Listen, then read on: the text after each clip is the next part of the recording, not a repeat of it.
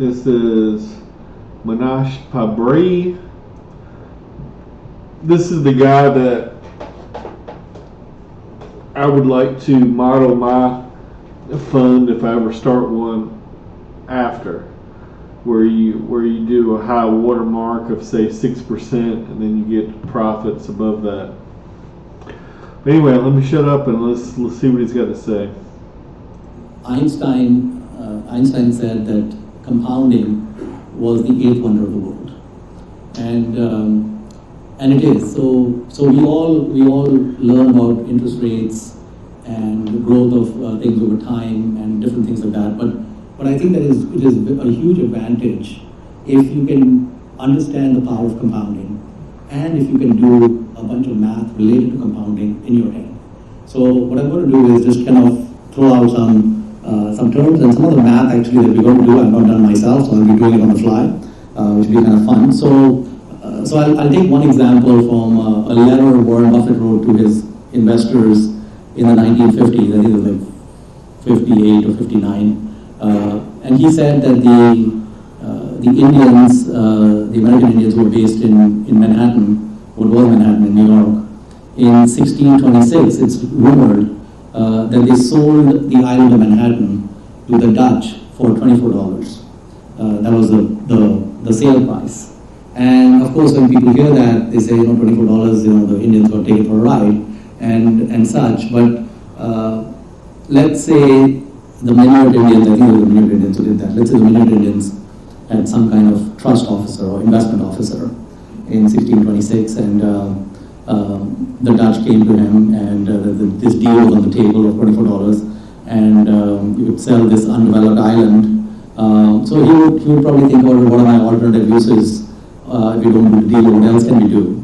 And he'd probably run some numbers, and he would probably concluded there was a fantastic deal. And why? At Omega Insurance, we know this isn't a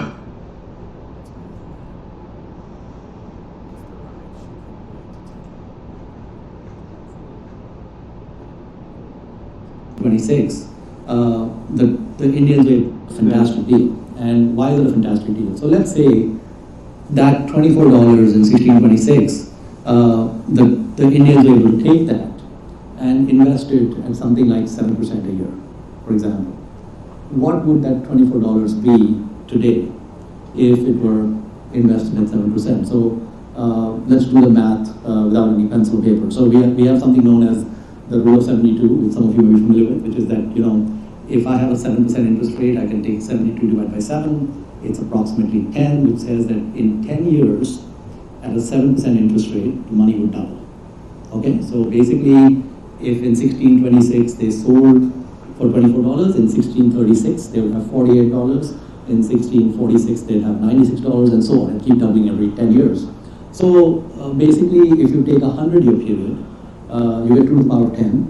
2 to the power of 10 is a good number to know. It's 1024. And let's throw away the 24 because that makes the math a little harder. So we have 1000.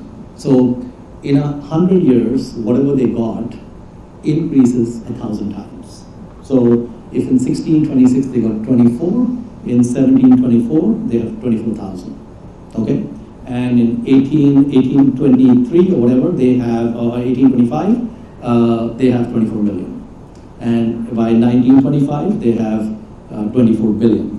And 2025, which is 9 years from now, they have 24 trillion, right? Now, we are about 10 years away from the 24 trillion, and 10 years is the double. So today, they would have about 12 trillion, right? So we did the math without a calculator, which is great. Well done, Mohnish, okay? And the thing is, you can do the math yourself also without, and the important thing with compounding is to have the fluency to do it in your head, because it's very important to be able to do this in your head, because it has huge impacts. So $24 in 1626, 7% compounded, is today 12 trillion. So what is the value of undeveloped, so let's say Manhattan today, the land of Manhattan, if it had no buildings on it, and or let's say, let's put it this way, if I were to go and offer to buy everything in Manhattan, and then I subtract the cost of the buildings, which is the land value, because it's undeveloped land, would the land be at 12 trillion, right? And the answer to that also is very simple.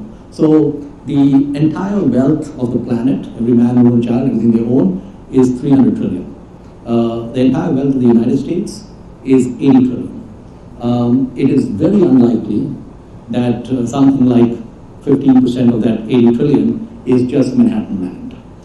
That's a, and in fact, I think Warren calculated that, I think he calculated in the 1960s or something, it was 12 and a half or 12 billion or something, actually less than 12 billion, something like 10 billion. So you might get to a few hundred billion maybe in value on a good day.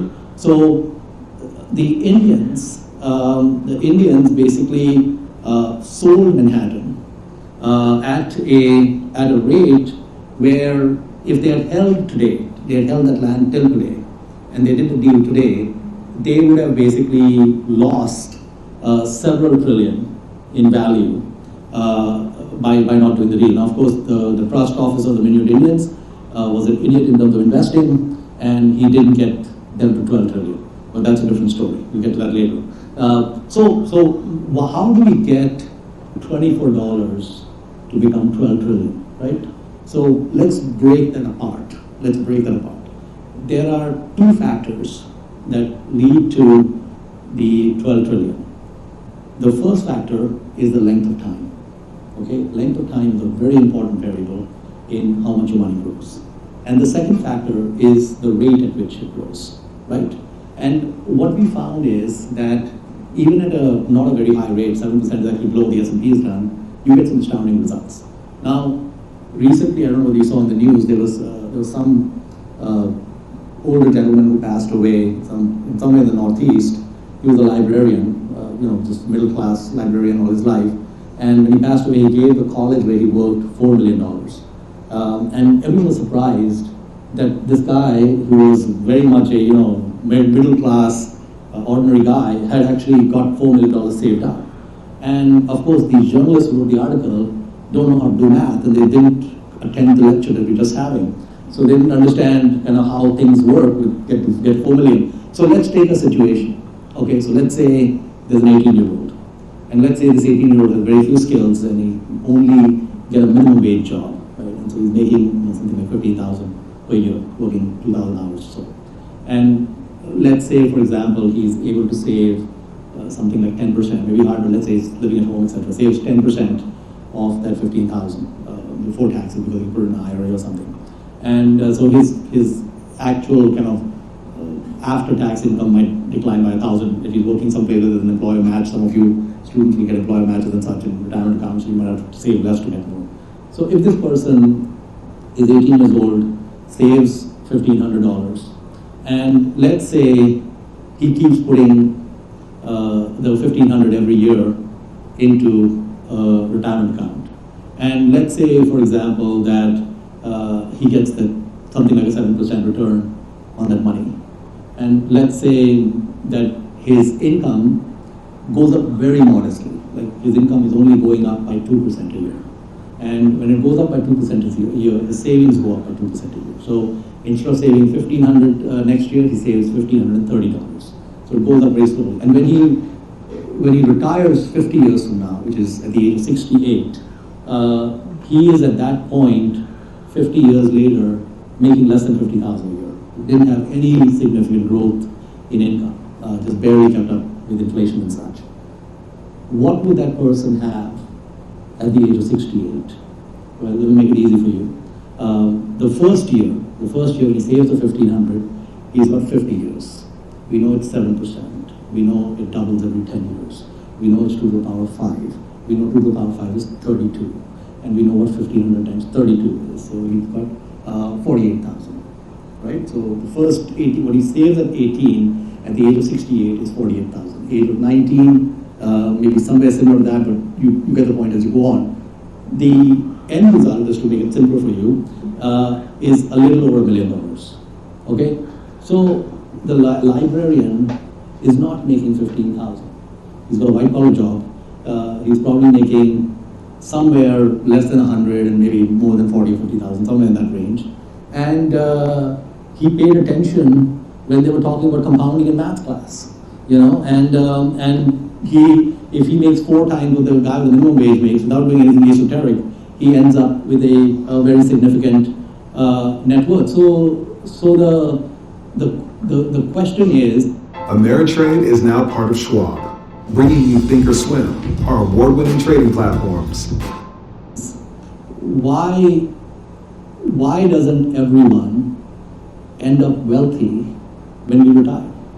Because there's not much required to become wealthy. You just have to follow a certain game plan and you'll be there. And in fact, at the age of 68, the guy was making less than 50,000. He could start withdrawing 50,000 or more per year from that account and would outlast the rest of his life because he'd have a 5% withdrawal rate and he got a 7% earnings rate, so the money would have to keep growing. He'd probably end up making a $4 million donation to another school or something. So compounding is a very important element to understand. And again, what matters is it makes a huge difference if that person starts at the age of 18 versus 28. Huge difference. And my daughter, my younger daughter, last year, she interned at a place and she got paid like close to $5,000 during the internship, expenses and such, so the money was just sitting there. So I said, you can open an IRA, and so I got her to open an IRA, and then I said, if you trust me, you can give me power of attorney, and I can invest the money for you. And one time she was flying back from New York, she was very tired, and I just told her, that $5,000 you gave me at the age of 18, I put it into one stock, because we can take some risk because you're 18, don't need the money, and probably that stock doubles or triples in the next 2-3 years because it's my best stock pick. And so I said, let's say it doesn't even double or triple, let's say it goes at 15% a year or something. So 15%, rule of 72, every 5 years things down, right? And I ran the math for her, and I said, what does the 5,000 become at the age of 68, right? So you got 50 years to the power of 10. So you got 10 doubles, you got 1,000. You get to 1,000 times the 5,000, which is 5 million. So I said, Mamaji, you work one summer, and then the age of 68, you'll have 5 million from the summer work. But then the next summer you're going to work again, and that will become 5 million at the age of 69. And at some point you're going to graduate, and you might make more than 5,000 in a year, and you might actually save a few $1,000s. And I said, what's your net worth at the age of 68? And I gave her some number, and it was like 2 in the morning. I was picked up from the airport, and she was asleep, and she was wide awake. She said, like, how did that happen? And what's going on? Very, very, very focused.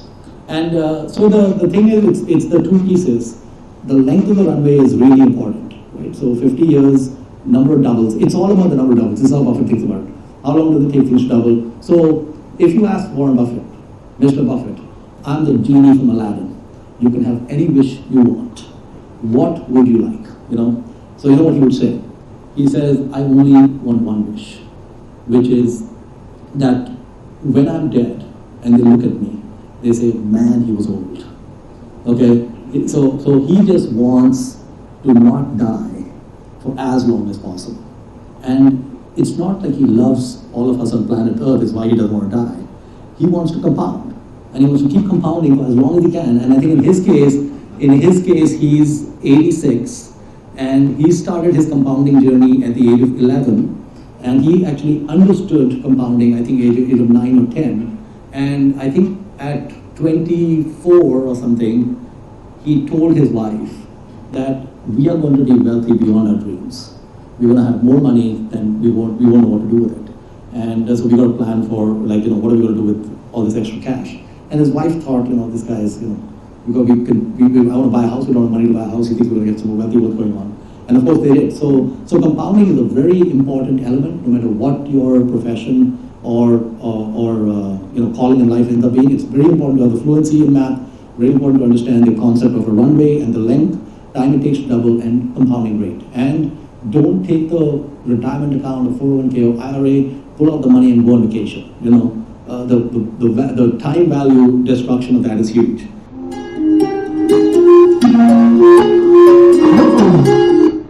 Thanks for watching, guys.